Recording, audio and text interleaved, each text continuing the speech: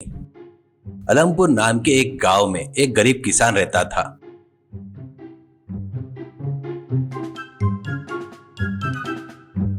उसके 4 बेटे थे। सबसे छोटे का नाम किट्टू था। किट्टू को दुनियादारी की समझ नहीं थी, ऊपर से वो फुर्तीला भी नहीं था।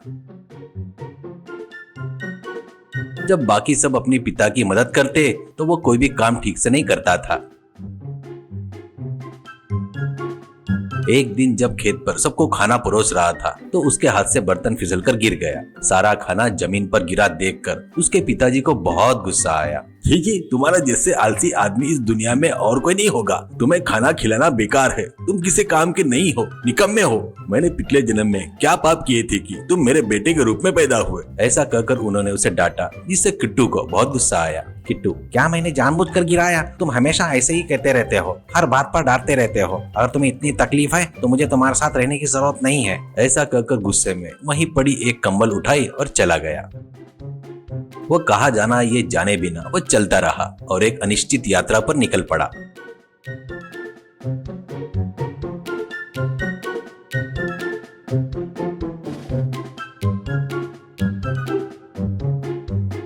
चलते चलते उसके पैर दुखने लगे और शाम होने पर वो एक जगह पर रुक गया। चारों ओर देखता है तो वो एक घना जंगल था। उसने सोचा, ये तो कोई बड़ा जंगल लग रहा है, अब मैं कहाँ सोऊं? और चारों तरफ देखते हुए उसे एक पेड़ का खोखला तना दिखाई दिया। वो उस खोखले तने में चढ़ा और कंबल ओढ़कर सो गया। आधी रात के करीब उसे किसी आहट से नींद खुल गई। उसने धीरे से चेहरे पर का कंबल सरकाया और बाहर झांका।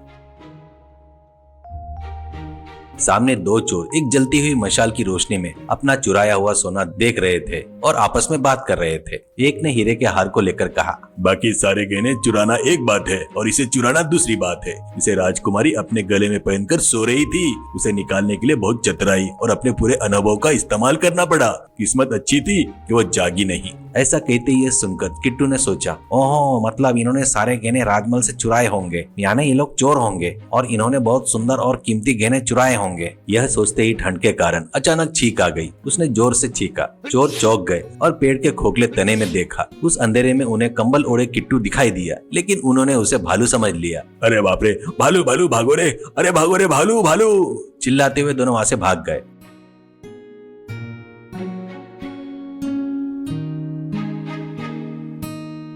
उसने चुराए हुए सारे गहने वहीं छूट गए।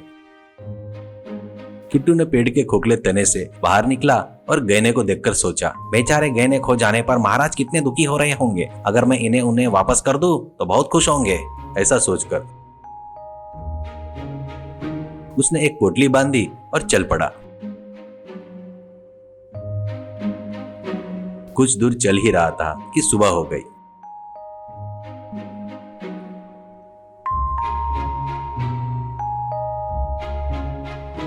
वहां पूछताछ करने पर गांव के लोगों ने उसे राजमहल का रास्ता बताया।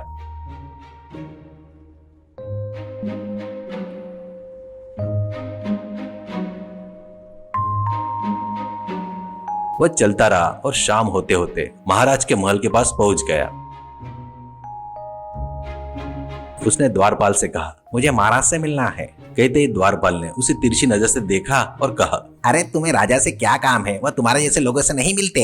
कहते ही किट्टू ने कहा, क्या राजा के घर में चोरी हुई थी?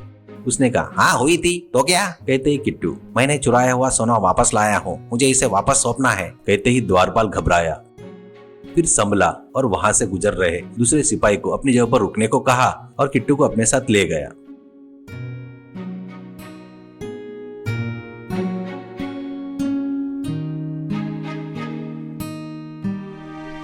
वह उसे अपने घर ले आया और कहा, महाराज शिकार पर गए हैं, इसलिए मैंने कहा कि वह आपसे नहीं मिल सकते। मैं चिकन बिरयानी बहुत बढ़िया बनाता हूँ, आराम से खाओ और विश्राम करो। कल सुबह मैं तुम्हें महाराज के पास ले जाऊंगा। कहते ही इस पर किट्टू ने कहा, अरे वाह, आप कितने अच्छे इंसान हो। मुझे चिकन बिरयानी बहुत पसंद है। इसे बनाने के लिए आपका बहुत बहुत धन्यवाद। ऐसा कहा। उसके बाद द्वारपाल ने रसोई में खुशबूदार चिकन बिरयानी बनाई।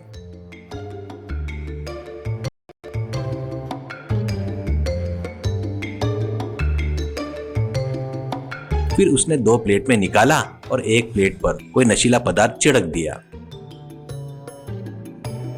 फिर वो दोनों प्लेट लेकर आया और नशे वाला प्लेट किट्टू को दे दिया। दोनों वो चिकन बिरयानी खाने लगे। शायद उसे बहुत जोर की भूख लगी थी, इसलिए किट्टू ने फटाफट बिरयानी खा ली।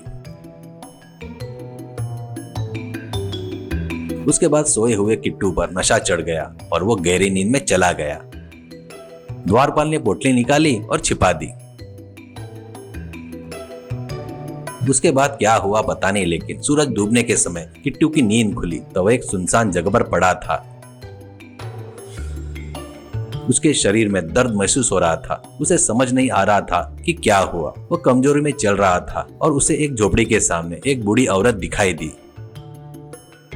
उसने अरे पानी दो पानी कहा।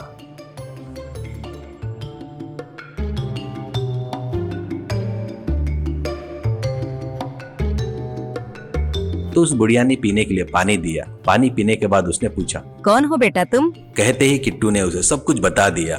उसे उस पर दया आ गई और उसने कहा, अरे बेचारा, दिखने में बहुत अच्छे लड़के लगते हो। तुम्हारे पिताजी तुम्हें डांटना सही नहीं था। वह दुनिया अच्छी नहीं है बेटा। मैं अकेली हूँ, मेरे पास रह जाओ बेटा। मैं तुम्हें अपना पोता मानकर अच्छी तरह से देखभाल करूंगी। ऐसा कहते ही किट्टू ने कहा, आपका ऐसा करना मेरे लिए बहुत खुशी की बात है दादी माँ। ठीक है, आज से तुम मेरी दादी माँ, मैं आपका पोता हूँ, ऐसा कहा। अगले दिन रात को द्वारपाल काम खत्म करके घर लौटा। उसने घर में देखा तो उसकी पत्नी ने पोटली में रखे गहने को देखकर खुश हो रही थी। उसने पहले हीरे का हार अपने गले में पहना हुआ था।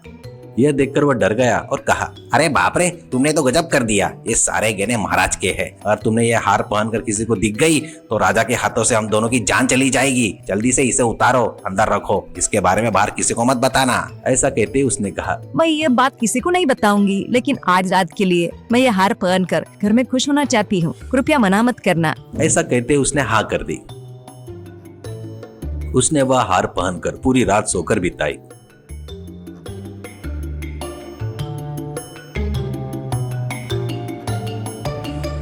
सुबह होने से पहले उसने उसे मेज पर रख दिया और नहाने चली गई।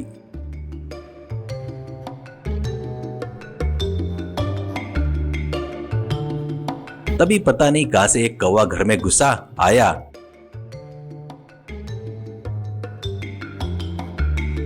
और उस हार को खाने की चीज समझकर चोंच में पकड़कर उड़ गया।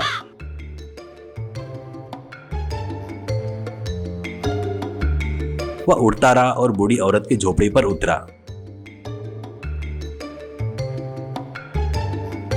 किट्टू ने कौवे की चोंच में हार देखकर आश्चर्यचकित हुआ। तभी कौवे ने उसे नीचे गिरा दिया और खाने की कोशिश की, लेकिन जब उसे पता चला कि वह खाने लायक नहीं है तो वह उसे छोड़कर उड़ गया। किट्टू तुरंत झोपड़ी के ऊपर चढ़ा, उसे हाथ में लेकर देखा और सोचा, अरे ये तो राजा का खोया हुआ हार है। कौवे को ये कहां से मिला होगा? मुझे इसे तुरंत महाराज को सौंपना चाहिए। और वो राजमहल के लिए निकल पड़ा।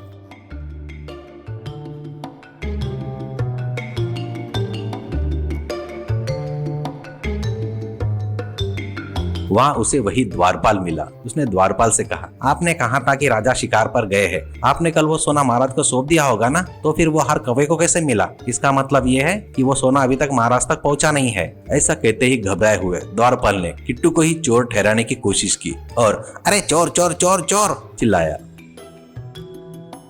तुरंत राजा के सिपाही आए और किट्टू को पकड़ लिया। द्वारपाल ने कहा, यही है जिसने राजा के घर में चोरी की है। यह रहा हीरे का हार, बाकी के गहने कहाँ रखे हैं? इसे उगलवाओ। कहते ही सिपाही ने उसे पकड़ लिया और महाराज के सामने ले गए। द्वारपाल ने कहा, महाराज यही चोर है जिसने आपके गहने चुराए हैं। यह उनमें से एक लेकर आया है, बाकी कहाँ छिपा के रखे पता नहीं। कहते ही महाराज ने कहा, एक चोर अपना चुराया हुआ सामान क्यों वापस लाएगा? मुझे इस मामले में कुछ संदेह है। क्या हुआ सब विस्तार से बताओ। कहते ही किट्टू ने महाराज को प्रणाम किया और जो कुछ भी हुआ था सब कुछ साफ साफ ढंग से समझा दिया। तब महाराज को किट्टू की बातों पर विश्वास हो गया और द्वारपाली चोर होने का पता चला। महाराज ने कहा, सिपाहियों, तुम तुरंत जाओ और उस द्वारपाल के घर की तलाशी लेकर आओ। अगर मेरे गहने वहाँ मिले तो उन्हें तुरंत लेकर आओ। ऐसा कहते ही सिपाही जाकर द्वारपाल के पूरे घर की तलाशी ली। अंत में उन्हें एक जगह पर गहने की पोटली मिल गई। वो उसे लेकर महाराज को दे दिए। उन्होंने पोटली देखा तो सारे खोए हुए गहने मौजूद थे। उन्होंने कहा, चीची, एक द्वारपाल होकर महाराज की संपत्ति चुराने की कोशिश करते हो। तुम जैसे लोग असली चोर से ज्यादा खतरनाक हो। अगर ऐसे लोगों को सजा ना दी जाए तो समाज में अपराध बढ़ जाएंगे। सिपाहियों, इसे कड़ी कारावास की सजा दो। इस प्रकार द्वारपाल जेल चला गया